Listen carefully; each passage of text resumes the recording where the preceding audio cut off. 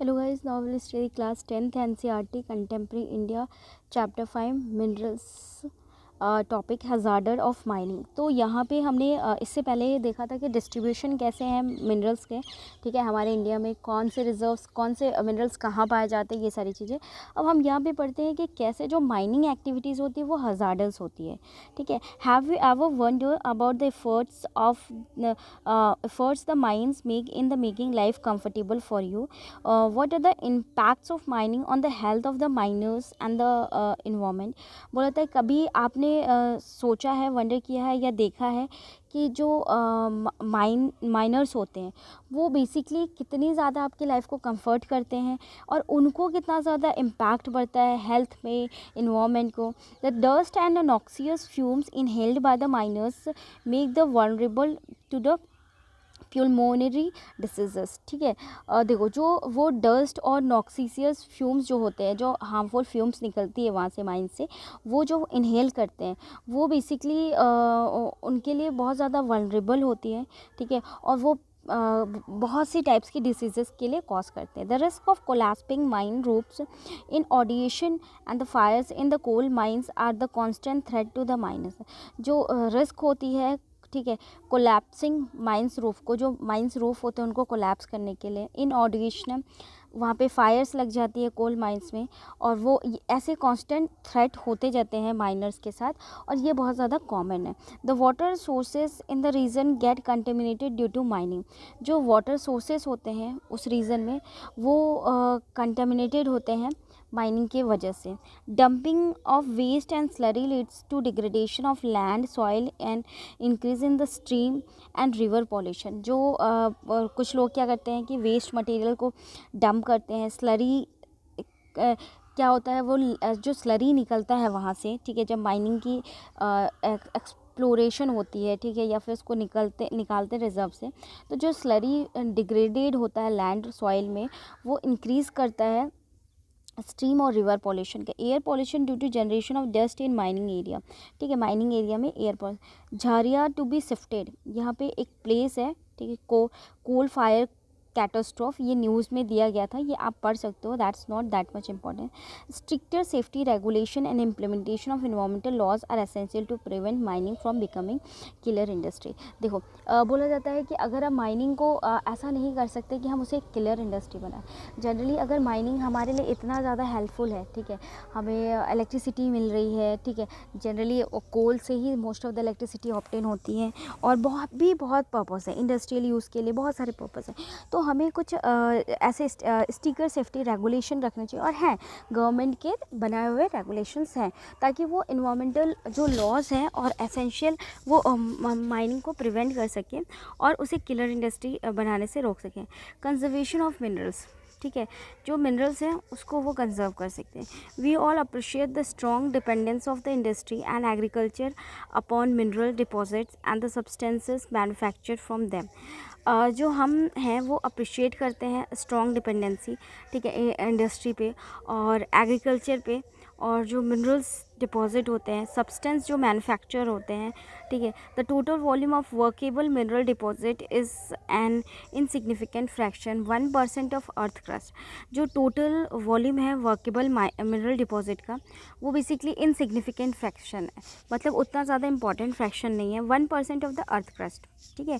We are rapidly consuming minerals resources that require millions of years to be created and concentrated. हम rapidly consume कर रहे हैं mineral resources को, और जो रिक्वायर्ड है और इसको बेसिकली मिलियंस ऑफ ईयर्स चाहिए, ठीक है, to be created and concentrated. The geological process of minerals formation are so slow that the rates of replenishment are infinitely small in comparison to present rates of the consumption. जो geological process है, ठीक है, mineral formation में, वो इतना ज़्यादा slow है कि जो रेट्स होते हैं रिप्लेसमेंट के, और वो बहुत ही ज़्यादा एक तरह से स्मॉल है, कंपेरेबल नहीं है प्रेजेंट रेट्स को। Mineral resources are there for finite non renewable, और मिनरल रिसोर्सेज जो है वो फाइनाइट है और नॉन रिन्यूएबल है। Rich mineral deposit are our countries extremely valuable but short lived possession. जो रिच मिनरल्स डिपॉजिट होते हैं हमारी कंट्री के, वो वैल्यूएबल है, ठीक है, लेकिन शॉर्ट लिव्ड है। Continued extraction of ores leads to increasing cost as mineral extraction comes from a greater depth along with the decrease in quality.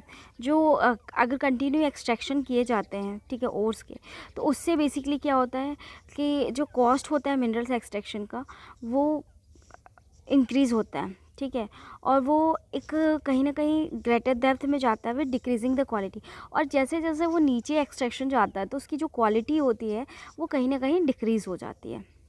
Now, concentrated effort has to be made in order to use our mineral resources in a planned and sustainable manner. एक concentrated effort लगाना पड़ेगा ताकि हम जो हमारे mineral resources का हैं उसको एक planned और sustainable manner में हम उसे adopt कर सकते हैं. Improved technologies need to be constantly evolved to allow use of low grade ores at a low cost. जो कुछ technologies हैं, ठीक है, उनको बेसिकली कॉन्स्टेंटली इवॉल्व करना पड़ेगा ताकि वो अलाउ कर सकते हैं लो ग्रेड ओर्स को और लो कॉस्ट में, ठीक है. Recycling of metal using scrap metals other substitutes are the steps in conserving our mineral resources for the future. जैसे कि मेटल्स को रिसाइकल करके, स्क्रैप मेटल को यूज़ करके और कुछ अलग सब्स्टिट्यूट को यूज़ करके, ये स्टेप्स है ताकि हम कंजर्व कर सकें मिनरल रिसोर्सेज को फ्यूचर के लिए. Now, energy resources. Energy is required for all activities. It is needed to cook, to provide light and heat. ठीक है, अब यहाँ पे हम एनर्जी रिसोर्सेज की बात करें. देखो जनरली क्या होता है कि जो कोल है वो एक तरह से, अगर हम कोल की बात करें या माइनिंग की बात करें, ठीक है, तो अगर वहाँ से कोल निकलता है या फिर कोई भी मिनरल्स निकलते हैं तो वो एक एनर्जी रिसोर्सेज का सोर्स होते हैं, ठीक है. अब हम एनर्जी रिसोर्सेज के बारे में पढ़ेंगे. Energy is required for the all activities. Energy जो होती है वो हर एक एक्टिविटीज़ के लिए रिक्वायर्ड है. It is needed to cook. Energy खाना बनाने के लिए ज़रूरी है. To provide light and heat, to propel vehicles and to drive machinery in the industry. किस किस चीज़ के लिए ज़रूरत है? खाना बनाने के लिए, लाइट प्रोवाइड करने के लिए, हीट प्रोवाइड करने के लिए, ठीक है, और प्रोपेल व्हीकल्स को, और ड्राइव मशीनरीज इन इंडस्ट्रीज़ में मशीन लाने के लिए. Energy can be generated from fuel minerals like coal, petroleum, natural gas, uranium, from electricity. जो एनर्जी है वो बेसिकली जनरेटेड किया जा सकता है बहुत से फ्यूल से, जैसे coal, petroleum, natural gas, uranium और इलेक्ट्रिसिटी से. Energy resources can be classified as a conventional, non conventional resources. Energy जो रिसोर्सेज उसको दो टाइप में डिवाइड किया जा सकता है. एक तो कन्वेंशनल रिसोर्सेज में, दूसरा नॉन कन्वेंशनल. ठीक है, आपको मैं यहाँ पे समझाती हूँ कि कन्वेंशनल और नॉन कन्वेंशनल में क्या डिफरेंस होते हैं. दिस वन, ठीक है. तो देखो जो कन्वेंशनल होता है, नॉन कन्वेंशन को रिन्यूएबल भी बोलते हैं, कन्वेंशन को नॉन रिन्यूएबल भी बोलते हैं और नॉन कन्वेंशनल को रिन्यूएबल भी बोलते हैं. तो कन्वेंशनल रिसोर्सेज वो होते हैं जिसे रिन्यू नहीं किया जा सकता ईजिली, और नॉन कन्वेंशनल रिसोर्सेज वो होते हैं जिन्हें ईजिली रिन्यू किया जा सकता है.